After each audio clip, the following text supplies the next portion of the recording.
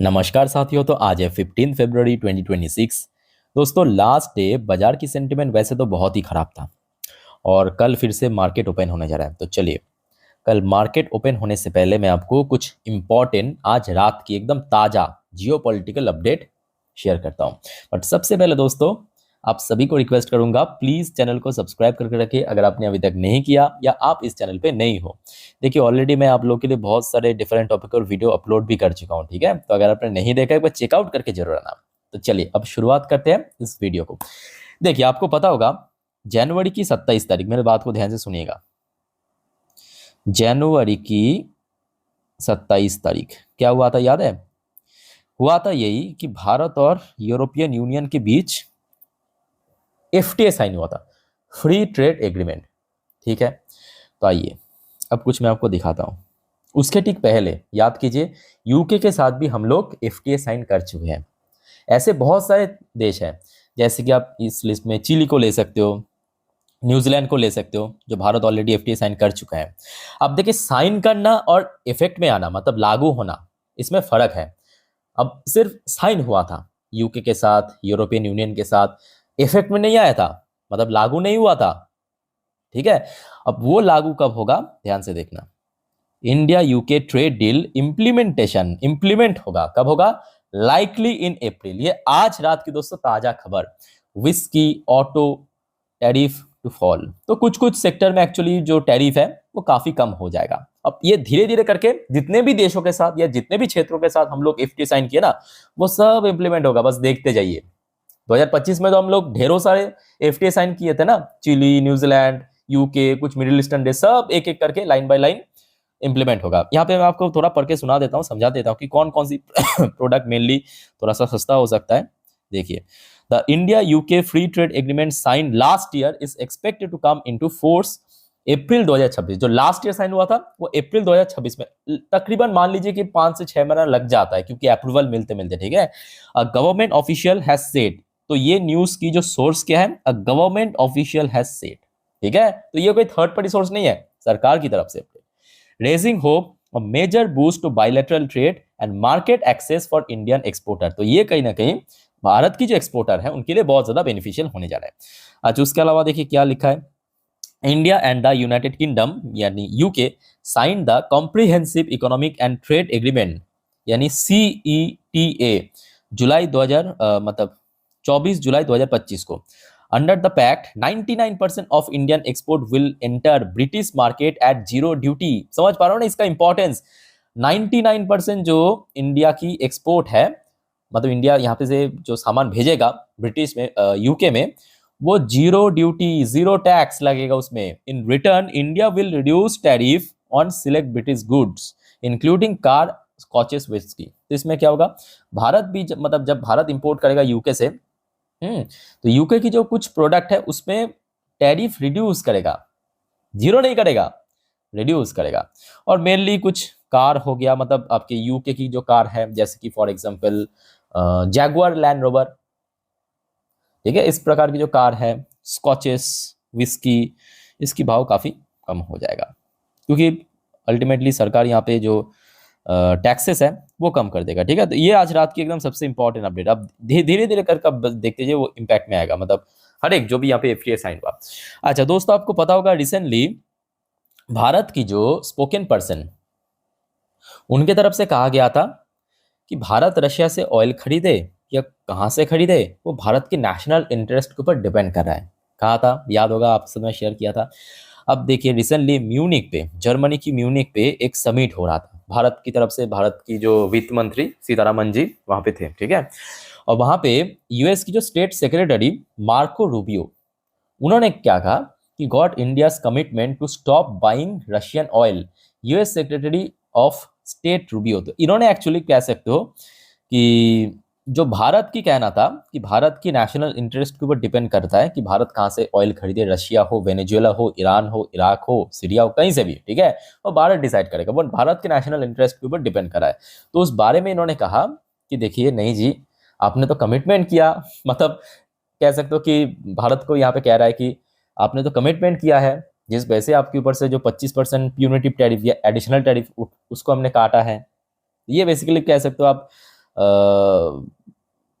Remind करवा रहा है, सिंपल। अब उसके बाद ऑब्वियसली भारत की तरफ से तो रिप्लाई आना था, तो रिप्लाई ऑलरेडी आ भी चुका है। इस बार रिप्लाई दिया है भारत की स्पोकन पर्सन नहीं, बल्कि भारत की एक्सटर्नल अफेयर मिनिस्टर जयशंकर साहब। इन्होंने क्या कहा, we will make independent choice. भाई हम इंडिपेंडेंटली हम लोग चॉइस करेंगे, आप कौन होते हो बोलने वाला।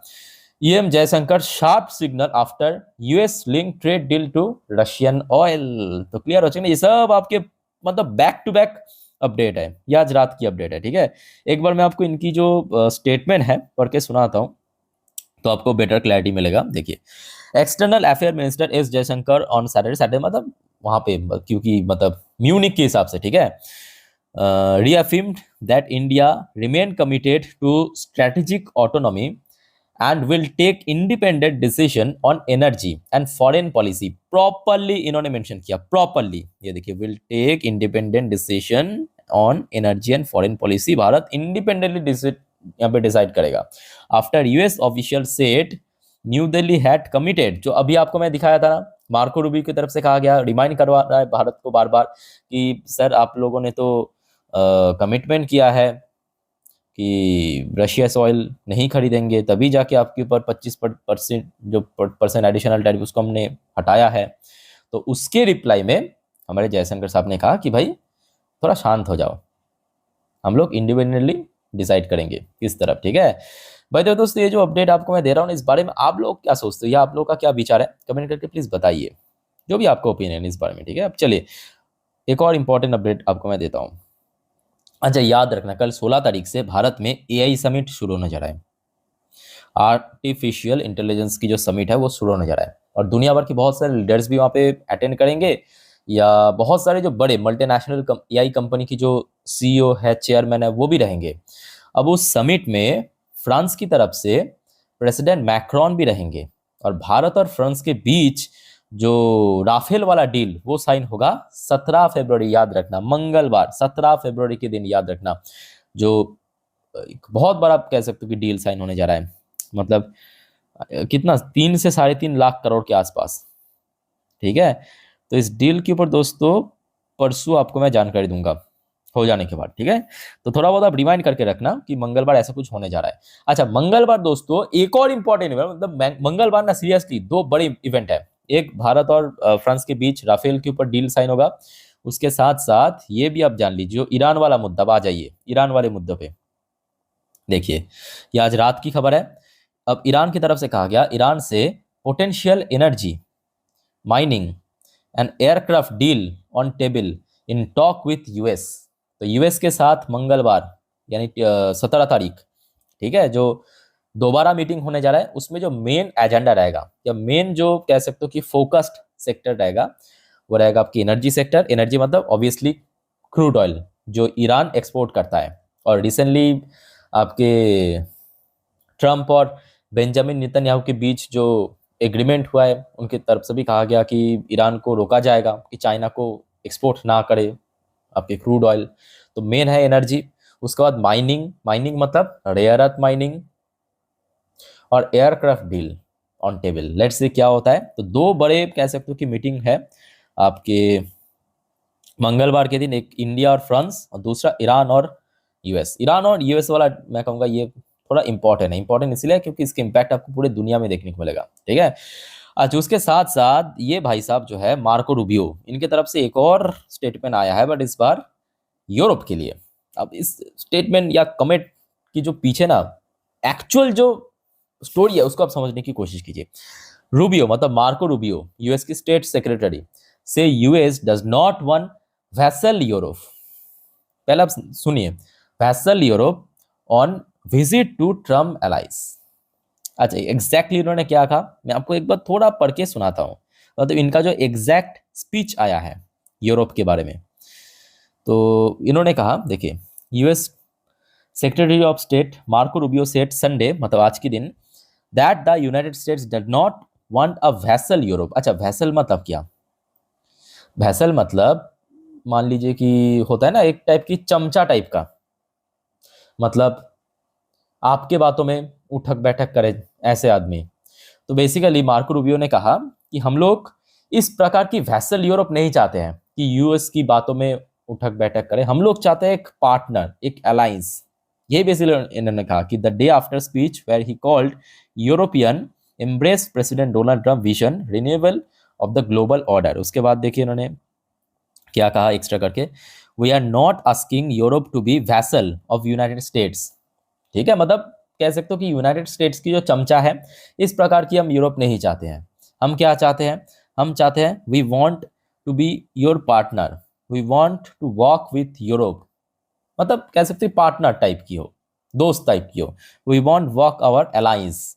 तो बेसिकली आप कह सकते हो कि रिसेंटली जो डिस्टेंस क्रिएट हुआ है यूरोप और यूएस के बीच, थोड़ा सा उस डिस्टेंस को कम करने की कोशिश, प्रयास चल रहा है, बस इतना ही। थोड़ा सा बटरिंग, थोड़ा सा ऑयलिंग करने की कोशिश चल रहा है। ठीक है, अच्छा नेक्स्ट देखिए जो अपडेट है अब मेरे चचा की तरफ से, डोनाल्ड ट्रंप की तरफ से। आपको पता होगा आज से तकरीबन 2-3 हफ्ता पहले काफ़ी ड्रामा चल रहा था बोर्ड ऑफ पीस को लेके। भारत, चाइना, रशिया, फलाना दुनिया भर के देशों को जो लीडर्स उसको बुलाया था और सबसे एक एक बिलियन डॉलर करके मांग भी किया था। तो आज रात की अपडेट है, Donald Trump to unveil $5 billion Gaza aid fund at Washington board of peace event. तो इस बोर्ड ऑफ पीस इवेंट में टोटल $5 बिलियन की गाजा पट्टी के लिए फंड डिक्लेयर किया।